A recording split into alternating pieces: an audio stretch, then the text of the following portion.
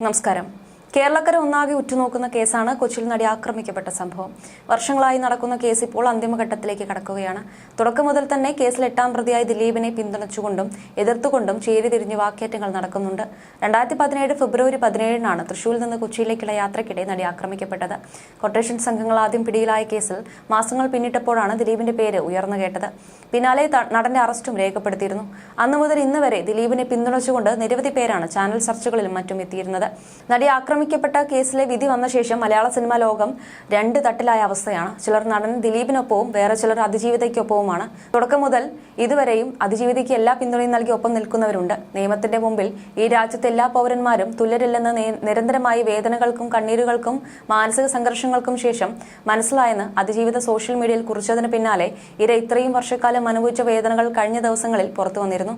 മാത്രമല്ല ദിലീപിനെതിരെ ജനങ്ങൾ വലിയ രീതിയിൽ വിമർശനവും നടത്തുന്നുണ്ട്. നടി ആക്രമിച്ച കേസിലെ വിചാരണ കോടതി ഉത്തരവിനെതിരെ അപ്പീൽ നൽകുന്നതിനായി വേണ്ട നടപടികൾ ആരംഭിച്ചിരിക്കുകയാണ് ഇപ്പോൾ പ്രോസിക്യൂഷൻ. കേസിൽ ഗൂഢാലോചന കുറ്റത്തിന് പ്രതി ചേർത്തിരുന്ന നടൻ ദിലീപ് അടക്കമുള്ളവരെ വെറുതെ വിട്ട നടപടി ചോദ്യം ചെയ്തുകൊണ്ടാണ് പ്രോസിക്യൂഷന്റെ നീക്കം. കേസിലെ 8ാം പ്രതിയായിരുന്നു ദിലീപിനെ കുറ്റമുക്തനാക്കിയിരുന്നു. 1 മുതൽ 6 വരെയുള്ള പ്രതികളെയാണ് കോടതി കുറ്റക്കാരെന്ന് കണ്ടെത്തി ശിക്ഷിച്ചത്. 7 മുതൽ 10 വരെയുള്ള പ്രതികളെയാണ് കോടതി വെറുതെ വിട്ടത്. ഇതിനെതിരെയും കുറ്റക്കാർക്ക് കോടതി വിധിച്ച ശിക്ഷ കുറഞ്ഞു പോയതിനെതിരെയും അപ്പീൽ കൊടുക്കുമെന്ന് പ്രോസിക്യൂഷൻ നേരത്തെ വ്യക്തമാക്കിയിരുന്നു. കേസിലെ അപ്പീൽ സാധ്യതകൾ വ്യക്തമാക്കുന്ന റിപ്പോർട്ട് സ്പെഷ്യൽ പ്രോസിക്യൂട്ടർ തയ്യാറാക്കി കഴിഞ്ഞു. ഇന്ന് ഈ റിപ്പോർട്ട് ഡയറക്ടർ ജനറൽ ഓഫ് പ്രോസിക്യൂഷന് കൈമാറും. വിചാരണ കോടതി ഉത്തരവ് പരിഗണിച്ച് അപ്പീൽ തയ്യാറാക്കുന്ന നടപടികളും തുടങ്ങിയിട്ടുണ്ട്. ഈ ആഴ്ച തന്നെ ഹൈക്കോടതിയെ സമീപിക്കാനാണ് നീക്കം. അതിനിടെ വിധി പ്രസ്താവനത്തിന് മുൻപ് തന്നെ വിധിയുടെ വിശദാംശങ്ങൾ ചോർന്നെന്ന ഓമക്കത്തിനെക്കുറിച്ചും അന്വേഷണം ഉണ്ടായേക്കും. ഇത് സംബന്ധിച്ച് അന്വേഷണ ഉദ്യോഗസ്ഥനായ ബൈജു പൌലോസ് DGPയെ നേരിൽ കണ്ട് വിശദാംശങ്ങൾ കൈമാറിയിട്ടുണ്ട്. ഈ കത്തിൽ ഹൈക്കോടതി അഭിഭാഷക അസോസിയേഷൻ പ്രസിഡന്റ് ചീഫ് ജസ്റ്റിസിന് പരാതി നൽകുകയും ചെയ്തിട്ടുണ്ട്. അതേസമയം ദിലീപിനെ കൊട്ടേഷനാണ് നടി ആക്രമിച്ചതിന് പിന്നിൽ എന്ന വാദം സ്ഥാപിക്കാൻ പ്രോസിക്യൂഷൻ ഒരു ഘട്ടത്തിലും കഴിഞ്ഞിട്ടില്ല എന്നാണ് കോടതി വിധി പ്രസ്താവനയിലുള്ളത്. നടിയെ തട്ടിക്കൊണ്ടുപോയി നഗ്ന ദൃശ്യങ്ങൾ പകർത്തി ബ്ലാക്ക്മെയിൽ ചെയ്ത് പണം കൈക്കലാക്കുക എന്ന ലക്ഷ്യത്തോടെയാണ് 6 പ്രതികളും പ്രവർത്തിച്ചതെന്നും ദിലീപിനെ ഇതിൽ ബന്ധിപ്പിക്കുന്നതിനാവശ്യമായ തെളിവുകളില്ല എന്നുമാണ് കോടതി വിധിയിൽ പറഞ്ഞിരിക്കുന്നത്. അതേസമയം ദിലീപിന് തന്നോട് വൈരാഗ്യം ഉണ്ടായിരുന്നു എന്ന അതിജീവിതയുടെ മൊഴിയും കോടതി മുഖവിലക്കെടുത്തില്ല. സ്റ്റേജ് ഷോയ്ക്കിടെ ദിലീപ് ഭീഷണിപ്പെടുത്തിയെന്ന് നടി മൊഴി നൽകിയിരുന്നു. കാവ്യമാധവനുമായുള്ള ബന്ധം മഞ്ജുവിനെ അറിയിച്ചത് തിരുത്തി പറയണമെന്നാവശ്യപ്പെട്ടായിരുന്നു ദിലീപിന്റെ ഭീഷണി. തന്റെ സിനിമയിലെ അവസരം ഇല്ലാതാക്കുമെന്ന് ദിലീപ് ഭീഷണിപ്പെടുത്തിയതായും അതിജീവിത പറഞ്ഞിരുന്നു. എന്നാൽ ഇതിന് സാക്ഷികളോ തെളിവോ ഇല്ല എന്നായിരുന്നു കോടതി വിധിയിൽ പറഞ്ഞത്. സംഭവം നടന്ന 2 മാസത്തിന് ശേഷം നടിക്ക് ദിലീപിനെ കുറിച്ച് സംശയമോ പരാതിയോ ഉണ്ടായിരുന്നില്ല എന്നും ആദ്യഘട്ട കുറ്റപത്രം സമർപ്പിച്ചതിനു ശേഷമാണ് ഇക്കാര്യം ഉയർന്നു വരുന്നത് എന്നും കോടതി പറയുന്നു. ദിലീപിന് ഭയപ്പെട്ടിരുന്നതുകൊണ്ടാണ് നടി ഇക്കാര്യം പറയാതിരുന്നതെന്ന പ്രോസിക്യൂഷൻ വാദത്തിന് പ്രസക്തിയില്ല എന്നാണ് കോടതിയുടെ നിരീക്ഷണം. അതേസമയം തന്നെ നടിയെ ആക്രമിച്ച കേസിൽ നിലപാടിൽ ഉറച്ചു നിൽക്കുകയാണ് ബിഗ് ബോസ് താരവും സംവിധായകനുമായ അഖിൽ മാരാർ. ദിലീപ് കുറ്റക്കാരനല്ലെന്നാണ് തന്റെ വിശ്വാസമെന്ന് നേരത്തെ തന്നെ അഖിൽ പലപ്പോഴും അഭിപ്രായപ്പെട്ടിരുന്നു. ഇപ്പോഴത്തെ പ്രോസിക്യൂഷന്റെ പരാജയം ചൂണ്ടിക്കാട്ടുകയാണ് അഖിൽ മാരാർ. അയാളെ അകാരണമായി കൊടുക്കുന്നതാണോ എന്ന് തെളിവുകൾ കാണുമ്പോൾ സംശയം തോന്നുന്നു എന്നാണ് അഖിൽ പറയുന്നത്. അഖിൽ മാരാരുടെ വാക്കുകൾ ഇങ്ങനെ: ചോദ്യം ചോദിക്കുമ്പോൾ ഒഴിഞ്ഞു മാറിയുള്ള ശീലം എനിക്ക് പൊതുവെയില്ല. അതുകൊണ്ടാണ് ഈ വിഷയത്തിൽ തുടരെ പ്രതികരിക്കേണ്ടി വരുന്നത്. ഞാൻ ഏതൊരു വിഷയത്തെയും സമീപിക്കുന്നത് ആ വിഷയത്തിലെ സത്യം തിരിച്ചറിഞ്ഞുകൊണ്ട് അത് മനസ്സിലാക്കിക്കൊണ്ടാണ്. എന്നെ സംബന്ധിച്ച് എനിക്ക് രാഷ്ട്രീയമില്ല, മതമില്ല, ജാതിയിൽ ലിംഗഭേദമോ ജാതിയോ ഒന്നുമില്ല. അതൊന്നും നോക്കിയല്ല ഞാൻ അഭിപ്രായം പറയുന്നത്. ഈ സംഭവം ഉണ്ടായപ്പോൾ മുതൽ ഞാൻ പറയുന്നത് ഇതിൽ ഇരയാക്കപ്പെട്ട പെൺകുട്ടിക്ക് നീതി ലഭിക്കണമെന്നാണ്. അത് ചെയ്ത ആളുകൾക്ക് ഏറ്റവും അർഹമായ ശിക്ഷ ലഭിക്കണം എന്നാണ് ആഗ്രഹിച്ചത്. കോടതി 20 വർഷം മാത്രമേ ശിക്ഷിച്ചിട്ടുള്ളൂ എന്ന് പറയുന്നവരോടും ഞാൻ യോജിക്കുന്നില്ല. 20 വർഷമല്ല, പരമാവധി ജീവപര്യന്തം വരെ കുറ്റകൃത്യം ചെയ്തിട്ടുള്ള ആളുകളെ അതിപ്പോൾ ആരായാലും ശിക്ഷിക്കപ്പെടണം.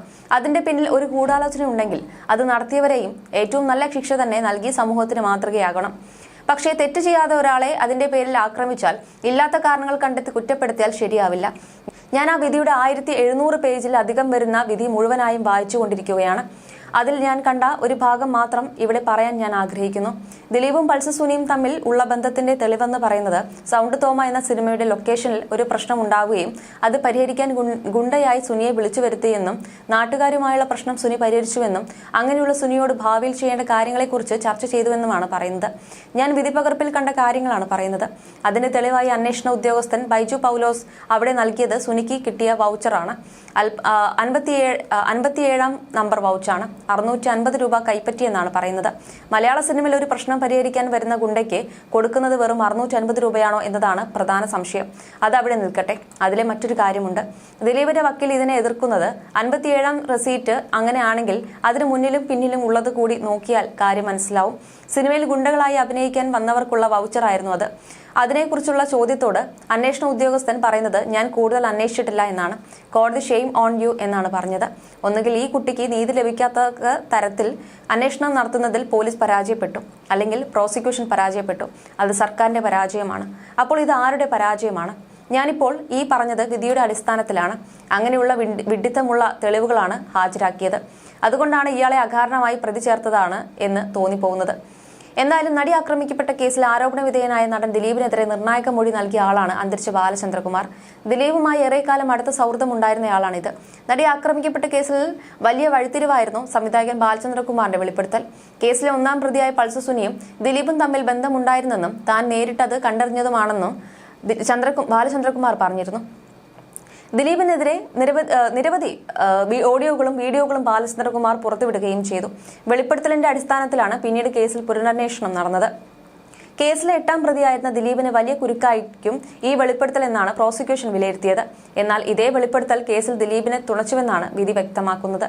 നടി ആക്രമിക്കപ്പെട്ട കേസിൽ പ്രോസിക്യൂഷന് കരുത്ത് പകർന്നുകൊണ്ടായിരുന്നു ദിലീപിനെതിരെ ഗുരുതര ആരോപണവുമായി ബാലചന്ദ്രകുമാർ രംഗത്തെത്തിയത്. പൾസർ സുനിയെ ദിലീപിന്റെ ആലുവയിലുള്ള വീട്ടിൽ വെച്ച് താൻ കണ്ടു എന്നായിരുന്നു ബാലചന്ദ്രകുമാർ പറഞ്ഞത്. പിന്നാലെ പൾസർ സുനിയും താനും ദിലീപുമൊക്കെ ഒരു വാഹനത്തിൽ യാത്ര ചെയ്തിരുന്നുവെന്നും ബാലചന്ദ്രകുമാർ വെളിപ്പെടുത്തി. നടി ആക്രമിക്കുന്ന ദൃശ്യങ്ങൾ ദിലീപ് കണ്ടു.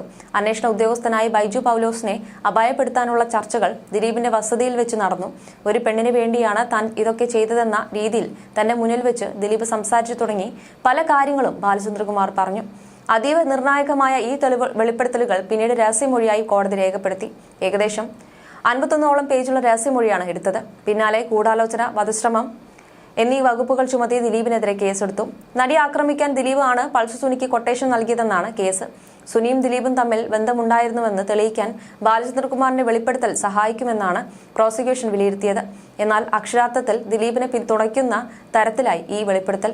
കാരണം നടിയെ ആക്രമിക്കാൻ ഗൂഢാലോചന നടത്തിയതിനു ശേഷം ദിലീപും പൾസർ സുനിയും നേരിട്ട് കൂടിക്കാഴ്ചകൾ നടത്തുകയോ പരസ്പരം സംസാരിക്കുകയോ ചെയ്തിട്ടില്ലെന്നാണ് പ്രോസിക്യൂഷന്റെ ആദ്യവാദം. താനും സുനിയും തമ്മിലുള്ള ബന്ധം രഹസ്യമാക്കി വെക്കാനാണ് ദിലീപ് ഇത് ചെയ്തതെന്നും പ്രോസിക്യൂഷൻ പറഞ്ഞിരുന്നു. അത്തരമൊരു സാഹചര്യത്തിൽ എങ്ങനെയാണ് നടി ആക്രമിക്കപ്പെട്ട സംഭവത്തിനു ശേഷം ദിലീപ് പൾസർ സുനിയുമായി പരസ്യമായി സൗഹൃദം നിലനിർത്തിയതെന്ന് വിശ്വസിക്കാൻ സാധിക്കുകയെന്നാണ് കോടതി ചോദിച്ചത്. ബാലചന്ദ്രകുമാറിനെ പോലൊരു വ്യക്തി വീട്ടിലുണ്ടായപ്പോൾ പൾസർ സുനിയെ മറ്റൊരു രഹസ്യ കേന്ദ്രത്തിലേക്ക് മാറ്റാൻ പോലും ദിലീപ് തയ്യാറായിട്ടില്ലെന്നും ബാലചന്ദ്രകുമാറിന്റെ മുന്നിൽ വെച്ച് നടി ആക്രമിക്കപ്പെട്ട സംഭവത്തെക്കുറിച്ച് ദിലീപ് സംസാരിച്ചുവെന്നത് സംശയകരമാണെന്നും ബാലചന്ദ്രകുമാറിന്റെ മൊഴി വിശ്വാസത്തിലെടുക്കാൻ അതുകൊണ്ട് തന്നെ ബുദ്ധിമുട്ടാണെന്നും കോടതി വ്യക്തമാക്കുകയായിരുന്നു. അതായത് കേസിൽ പ്രോസിക്യൂഷന് ഗുണമാകുമെന്ന് കരുതിയ ബാലചന്ദ്രകുമാറിന്റെ മൊഴി അക്ഷരാർത്ഥത്തിൽ തുണച്ചില്ലെന്ന് മാത്രമല്ല അത് ദിലീപിന് ഗുണകരമാവുകയും ചെയ്തു എന്നാണ് പറയുന്നത്.